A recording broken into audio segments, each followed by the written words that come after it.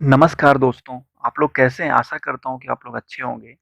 देखो हमने last video में ये देखा था कि जो महामारी थी द ब्लैक डेथ उसकी कहानी क्या थी और उसने पूरे इंडिया तक को इफ़ेक्ट कर दिया था। इंडिया में भी कम से कम 25 20 से 25 लाख लोग मर गए थे और कहानी ये थी इंडिया में कि बॉम्बे प्रेसिडेंसी में ब्रिटिश इंडिया में बहुत तेज़ी से ये महामारी फैल रही थी प्लेग वाली, है ना?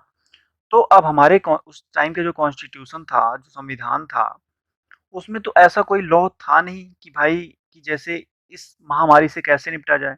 जैसे आज ही आप लोग एक एग्ज़ाम्पल से समझो कि जैसे बहुत सारी कंपनियाँ होती हैं, जो इंटरनेशनल कंपनी होती है। अब जो डेटा होता है हमारे हम यूज़ करते हैं, इंटरनेट हो गया, जो भी मोबाइल लेते हैं ना, जो डेटा हो गया, वो डेटा जो जैसे ऐप्स कोई डाउनलोड करते हैं, तो डेटा कहाँ पे जाता है डायरेक्ट? वो डायरेक्ट यहाँ से वो इस देश के अलावा मतलब जिस देश की कंपनी होती है, यहाँ पे वहाँ पे क्या चला जाता है? पूरा डेटा चला जाता है। अब इसके बारे में तो कोई लॉ था नहीं हमारे कॉन्स्टिट्यूशन में, तो अब इसके लिए भी लॉ बनाना ज़रूरी है कि नहीं है? कि हमारे देश का जो डेटा है वो कहाँ पर रहे? इंडिया में ही रहे।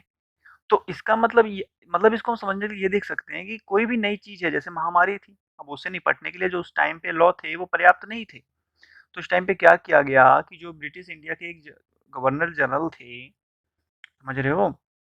तो उन्होंने क्या किया कि एक एपिडेमिक डिजीज़ एक्ट 1897 क्या किया? लागू किया। अच्छा देखो कि जब मतलब कि ये हो गया जब देश जो है महामारी से गुज़र रहा हो, तो राज्य सरकार के पास ये अधिकार होता है कि ये एक्ट लागू करे, ठीक है? लागू होने पर वह इससे बचाव के लिए कानून नियम बना सकती है। अच्छा, उस टाइम पे होता था council of governor general of India और उसके एक मेंबर थे, नाम था उनका जेम्स वुडबर्न। तो जो ब्यूबेनिक प्लेग था, वो कौन-सा जो द ब्लैक डेथ था, उस टाइम पे जो प्लेग फैला था, वो किस टाइप का था? Bubonic plague. मैंने लास्ट वीडियो में बताया उसके बारे में, है ना?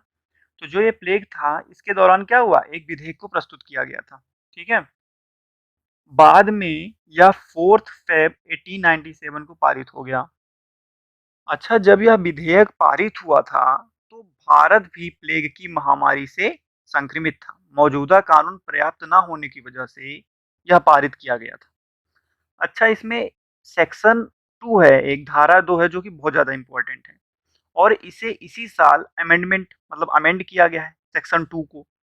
तो सेक्शन जो धारा 2 है, महामारी से बचने के लिए राज्य सरकार को जो नियम कानून है बनाने के बारे में आदेश देता है कि मतलब इस महामारी से निपटने के लिए कोई भी नियम कानून बनाया जा सकता है, ठीक है? ताकि महामारी ना फैले। और जो अमेंडमेंट हुआ इस साल, वह यह था कि देखो कि जो स्वास्थ्य कर्मी थे, उनके ऊपर बहुत ज़्यादा हिंसा होने लगी थी। जैसे कि भाई वो लोग जहाँ पे रह रहे हैं, जिस फ्लैट में रह रहे हैं, वहाँ पे वो लोग जा रहे हैं, तो जो पड़ोसी होते थे, है ना? उनको गलत निगाह से देखते थे कि भाई ये कहीं कोरोना की चपेट में ना हो। तो ये गलत बात थी कि भाई जो हमारी रक्षा कर वो क्या हो रहा है कि उन्हीं के ऊपर अत्याचार किया जा रहा है ना? तो सरकार ने क्या किया कि ये जो एक्ट था, इसको अमेंड किया और सेक्शन 2 को अमेंड करके उन्होंने यह हुआ अमेंडमेंट कि जो स्वास्थ्यकर्मी थे, के साथ हिंसा होने पर गैर जमानती अपराध घोषित किया गया, ठीक है? और इसमें और भी प्रावधान हैं, जैसे यात्रियों का निरीक्षण, शंका होने पर जाँच करवाना किसी की। धारा सेक्शन 2A है, इसमें केंद्र सरकार को भारत छोड़ने या भारत आने वाले कोई भी जहाज हो, प्लेन हो, प्रतिबंधित करने, है ना? और या तो उसपे विचार कर सकती है। और सेक्शन 3 है, इसमें दंड के बारे में कि सरकार का आदेश न मानने पर कम से कम 1 मंथ से ज़्यादा या 6 1 मंथ कम से कम और 6 मंथ ज़्यादा से ज़्यादा और ₹1000 का जुर्माना देना पड़ता है, ठीक है? तो ये कुछ इम्पोर्टेंट नॉलेज थी एपिडेमिक डिजीज़ एक्ट 1897 के बारे में।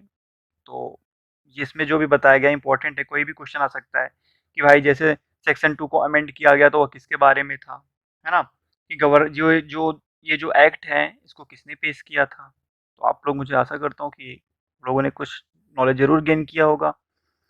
तो यदि आप लोगों को वीडियो पसंद आई हो तो आप लोग इस चैनल को सब्सक्राइब ज़रूर कर दीजिए। ठीक है? Thank you.